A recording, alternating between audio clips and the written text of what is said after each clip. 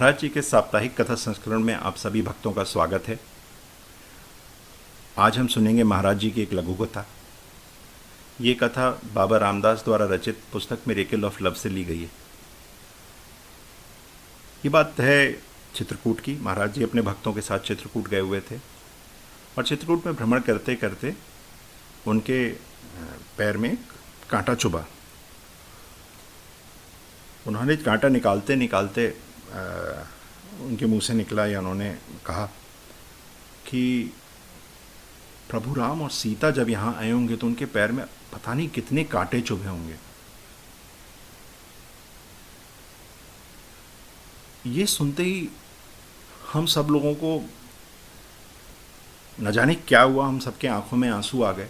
जिस तरह उन्होंने भावनात्मक रूप से कहा, जिस तरह उन्होंने इस बात को कहा, और हमें समझ में नहीं आया कि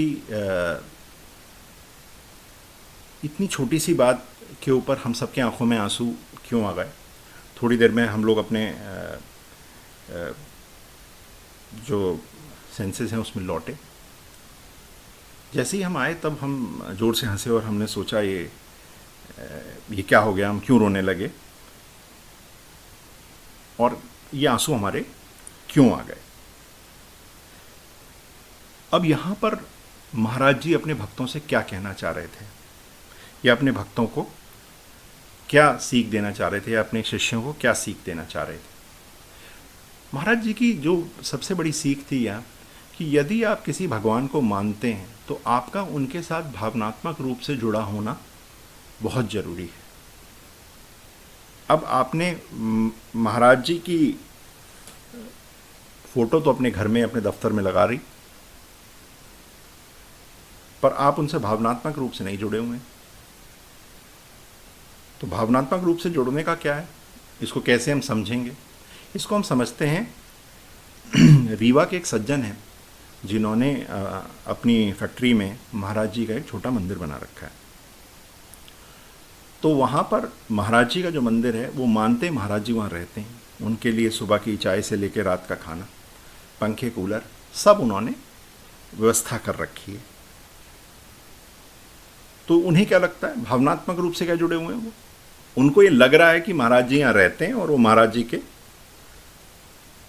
उसी तरह से सेवा करते हैं। अगर महाराज जी वहाँ रहते और कार्य अगर वहाँ होते तो उतनी ही सेवा करते हैं।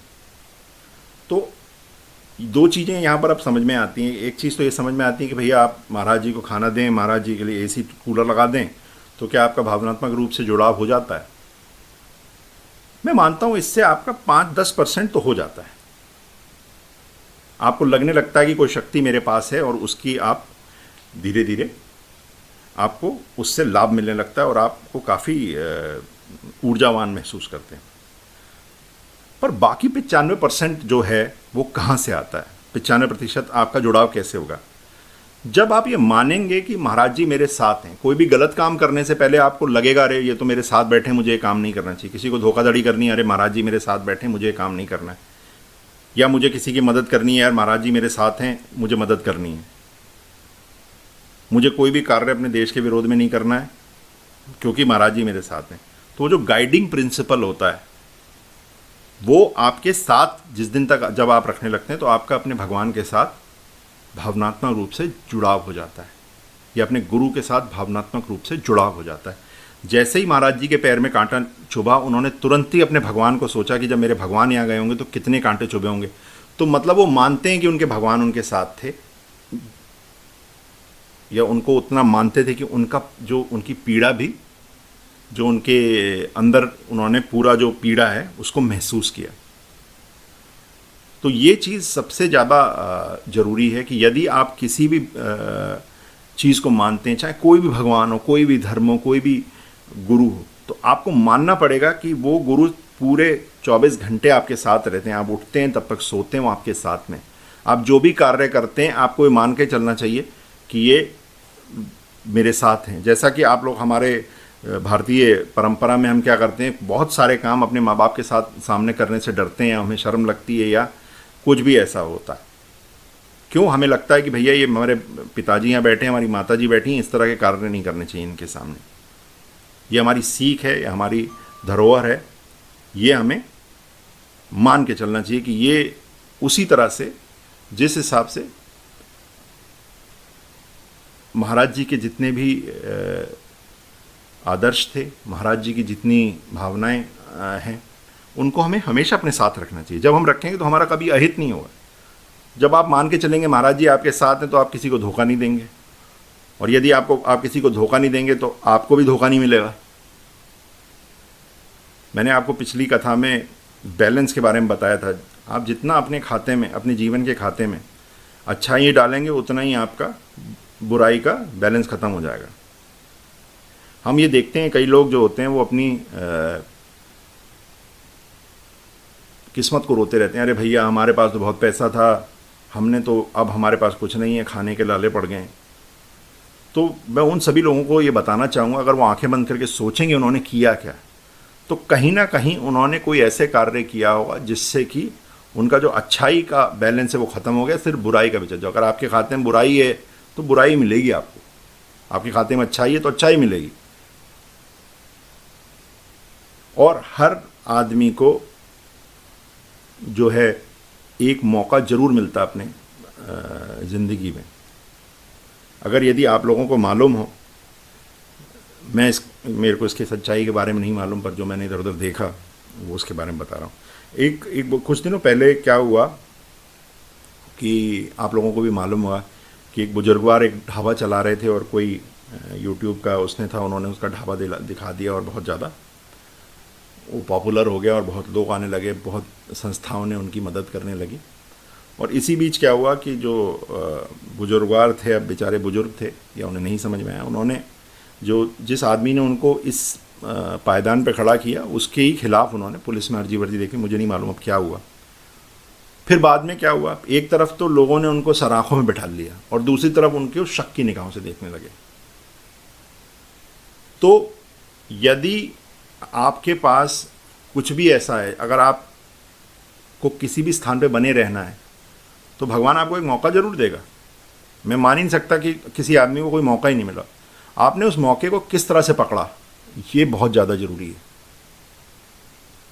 और ये कब संभव होगा, जब मान के चलेंगे आप जिसकी भी प्रार्थना करते हो, जब अपने माँ बाप, गुरु, भगवान, वो उनसे भावनात्मक रूप से जुड़े रहें। और जुड़ाव तभी होगा जब आपको लगेगा कि वो आपके साथ हैं, 24 घंटे आप पे नज़र रख रहे हैं, वो बैठे हैं आपके ऊपर।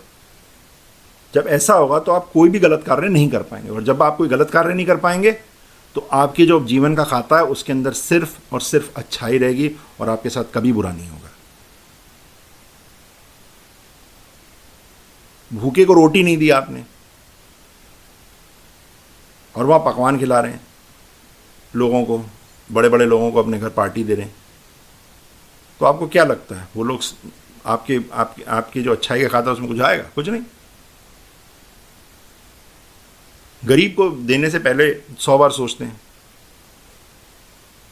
पर कहीं जाकर लाख रुपए की या 2 लाख रुपए की कपड़े खरीदने में आपको कोई दिक्कत नहीं आती है।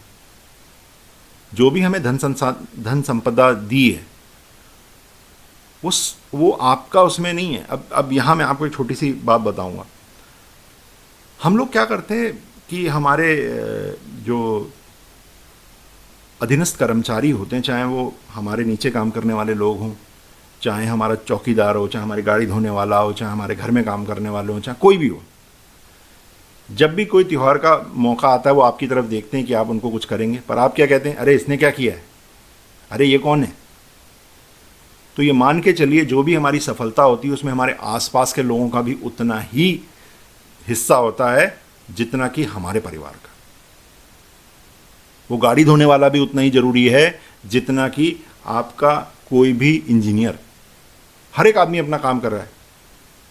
अगर उसने आपकी गाड़ी नहीं धोई होती, आपकी गाड़ी गंदी रहती, आपका जो मन है वो सब अच्छा नहीं लगता, गंदा दिखता, पर उसने आपको सब साफ किया। वो सफाई कर्मचारी जो आपके घर दफ्तर साफ करता है, उसने अगर आपका ऑफिस साफ नहीं रखा होता तो जब आपके क्लाइंट आए होते तो वो आपको ऑर्डर नहीं देते। आपके अधीनस्थ कर्मचारी, आपके सेक्रेटरी ने अगर आपकी फाइलें सही से नहीं बनाई होती तो कभी आपकी तरक्की नहीं होती। तो हम क्या करते हैं, ये जो लोग हैं जिनकी वजह से हम जिन सीढ़ियों पे चढ़ के हम ऊपर पहुंचे, हम उन सीढ़ियों को ही जब धोने की ज़रूरत आती है तो नहीं धो पाते हैं। वहाँ हमारा ईगो आ जाता है सामने, अहम आ जाता है, अरे भैया इनका क्या है, मैंने किया, तुम कैसे करते। फिर अपनी पत्नी को नीचा दिखाने लगता है, अरे तुमने मेरे उसमें क्या किया है। अरे भैया उसने तुम्हारा चीज़ों का ध्यान नहीं रखा होता, तुम्हारे पीछे बच्चे नहीं पाले होते, तुम्हारे माँ बाप का ध्यान नहीं रखा होता, तो तुम तो इसी चक्करों में पड़े रहते, कुछ और करते तुम तो इन्हीं चक्करों में फंसे रहते।